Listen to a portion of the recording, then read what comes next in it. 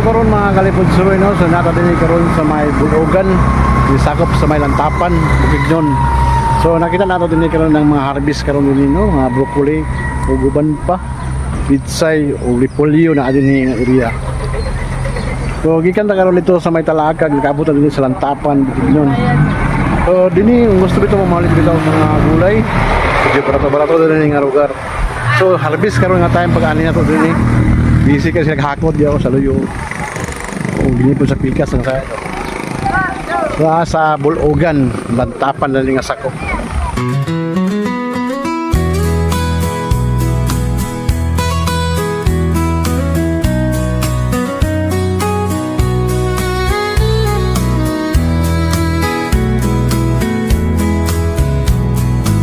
Sweet memories hold my heart tight through every quiet and lonely night. Your face appears without asking, gently. So karon no, mga kalibod-suroy, nakaabot na ng wadama din yung lugar. Din sa may lugar sa may Lantapan, Bukidnon no. So din nga lugar na makita ginato din ang view sa palibot oh, daghan kay mga tanom din mga gulay. O din sa nga lugar no, ato na bawaan nga sige sila kumpra din lugar kada adlaw din sila din. Kung magkalaag bitaw mo ni lugar din, maka-discount mo abrato ra kay ang kilo din karon sa mga gulay. 50 lagi ang kilo. Labi na yung broccoli, barato na kayo, 50 lagi ang kilo din no. Kung mabuting syudad, 130 lagi ang kilo ani, paabot na sa syudad. Dini maka-discount ka, barato na kayo din. So muna din lugar na, sa may lugar sa may Lantapan, Bukidnon. Huwag ka nang mag-alala, alam na namin lahat. Magnanakaw ka ng bayan, magnanakaw ka ng pera. Mga trapo, urakot, lahat kayo putang ina. Kinukupit ang budget, kinukupit ang lupa, kinukupit ang kinabukasan namin. Hay, hay, hay, hay, hay, hay, hay, hay, hay, hay, hay. Hindi ko talaga magets kung bakit kayo Ini bugnaw kay ang palibot din.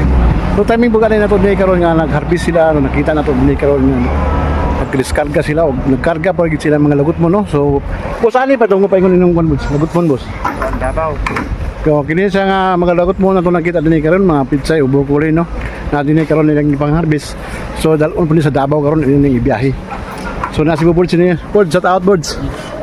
Sa nga na to board. Janmar Abilio. Ay salamat kay boards. So muna itong namit din karon pag-ani na to din sa may Lantapan, Bukidnon no. Sa unsa ni nga sakop din board sa Lantapan? Tapan ni Bulugan. Sa Bulugan. So nya din karon ta ang mga kalibod soy. Nakasuroy na kita din nga area. So nakaabot ang kita ninyo. Dili ka na ang mga kontaron. Utan kuan. Ha? Dili mong tagbo lang tanan ng mga utan. Mo lagi na dito lang mga utan kung nakita karon. Ayo. So dagan-dagan gid karon nato makita. Ang atong wala nakita din karon gud magidi ang sayuti. Ang sayuta ni boss, kumusta? Mahal pa kay sayuti karon. Ha? Tayo sayuti karon. Mahal lagi kayo sayuti, gikan sa Cagayan, mahal kang kilo dito karon tag 40 lang kilo karon atong nakita dito. Sulit na makita ka dito 25, 20 ang kilo no. So karon din sa pag-harvest ninyo karon din sa pizza ug mga repolyo, wala nakita nga sayuti no. Mo mo na nang sayuti din eh. Wala. Turot karon nga panahon na no. Unsa pa kay hinungdan nagkaani? Wala similya o sige boss, salamat kay boss ha. Muna ito nakita ni nakita sa pag-ani na ito din karon sa may Lantapan no, sa Bulugan. So nakita na itong harvest ni nakita sa ikuti karon. So salamat kayo sa inyong pag-view ni mga kalibod. So thank you.